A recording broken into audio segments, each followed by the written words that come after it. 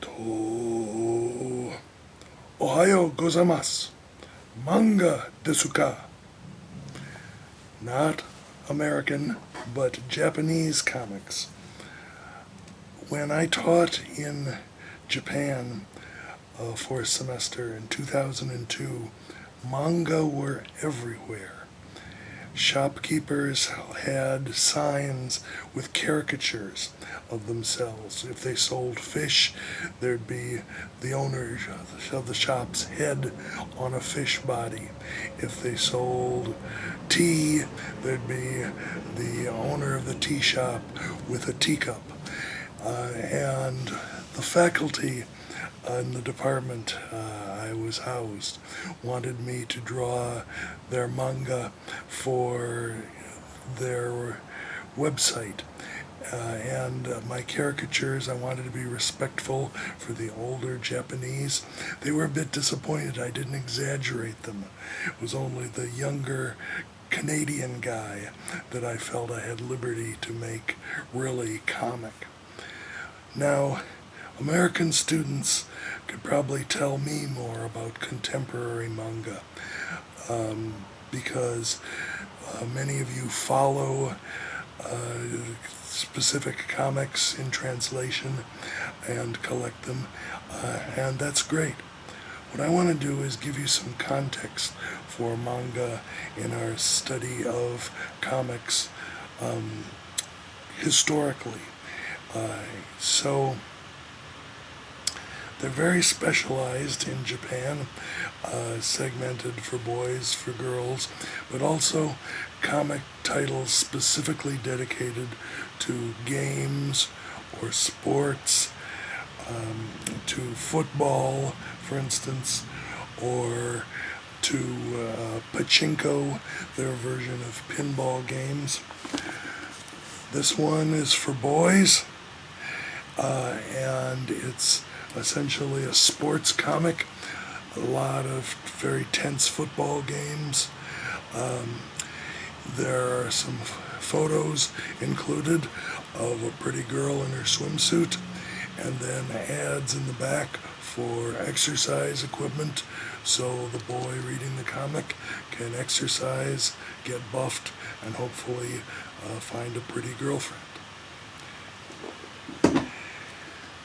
Some of the titles for girls are up to 1,000 pages long. What do we have in our country that's as generous for our daughters? I picked up these and a lot of manga at the recycling center at Tokushima University, where I was teaching.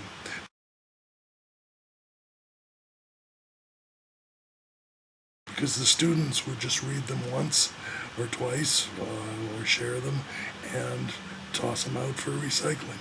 But they were new to me, so I brought them home, packed a carton of them to send back to Michigan.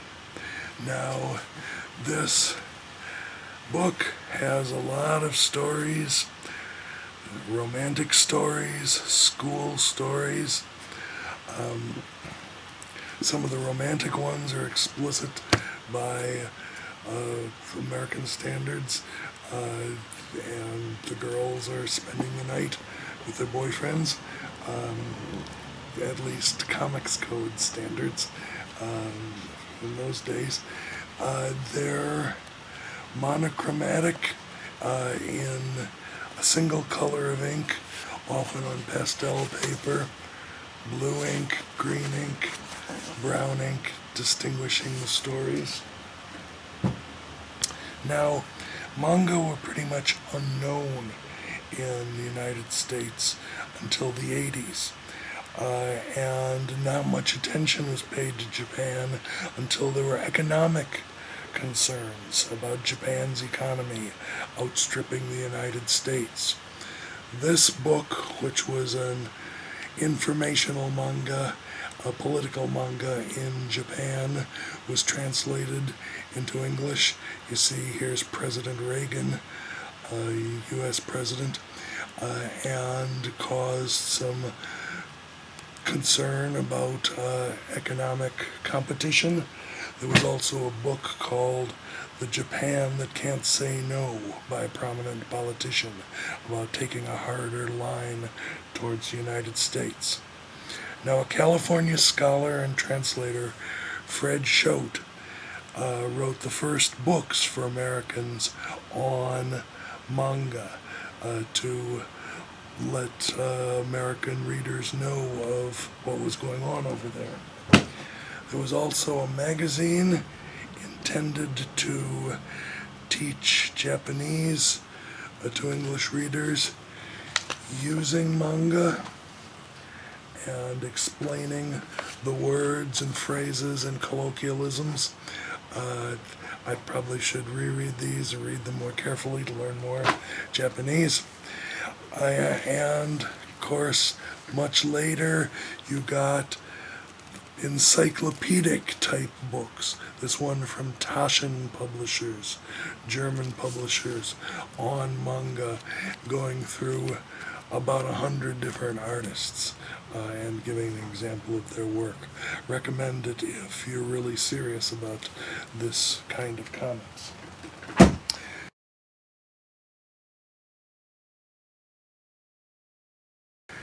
But as an artist, I like to look at how it's influenced other artists in other media. Tadanori Yoku,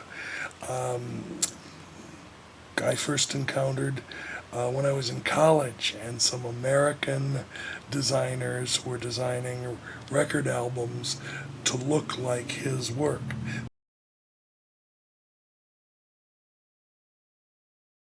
He was very successful as a commercial illustrator and designer, much like Andy Warhol, but he said, at age 29, I was dead. There he is at age 1.5. Having reached a climax at the age of 29, a career climax. So he reinvented himself, reinvented his style, started making these influential posters.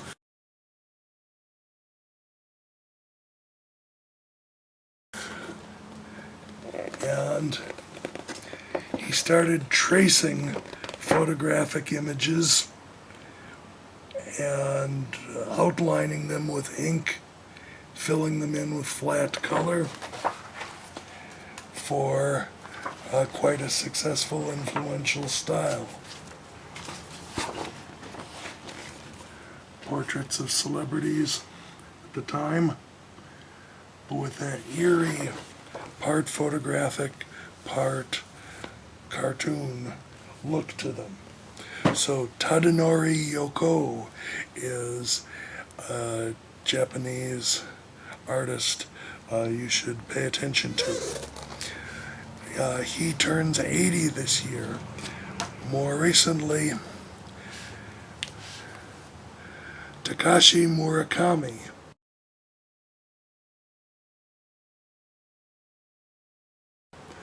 very successful Japanese fine artist with a very cheerful, friendly, deceptively childlike style.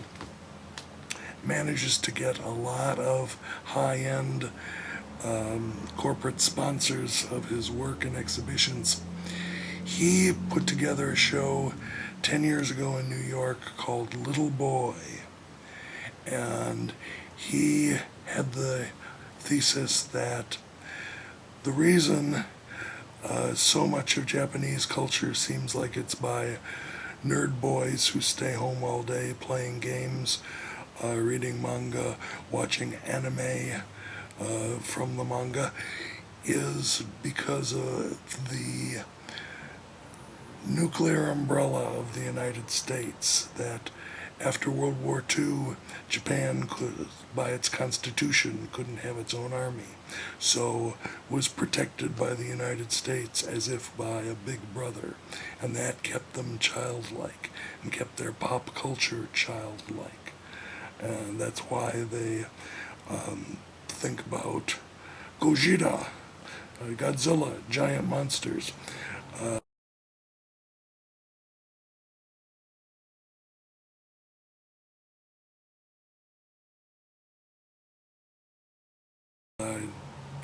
So he assembled a group of artists, the Kaikiki artists. There are a variety of them, influenced by manga clearly in their growing up and development of their style. So I recommend you look at Takashi Murakami and the Kaikiki artists.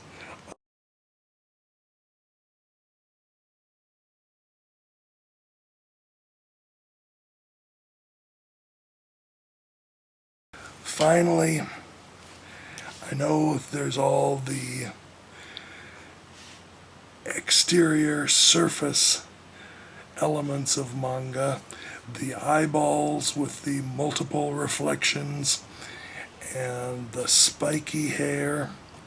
Now, you know from your reading of Scott McCloud that there's more subtle elements as well. The relationship of drawing style of characters to background, for instance, and the pacing of the storytelling. Those are things that I want you to pay attention to, not just the easy ones. A couple years ago in the class, I had a student, a black guy from Detroit, who did an autobiographical comic where he drew himself as a spiky-haired T-head. That's when Japanese or Chinese youth dye their hair blonde or a light color. A manga character. And I said to him, hey, how come you drew yourself like this Japanese kid? And he just shrugged, well, that's the way I draw. I'm into manga. So I'm glad that American students are into manga, but it's up to you to mix it with what you see around you, with what you know from the history of comics around the world, 100 years ago, 50 years ago, 20 years ago, and mash it up to come up with something new and unique to yourself and your time. Domo arigato.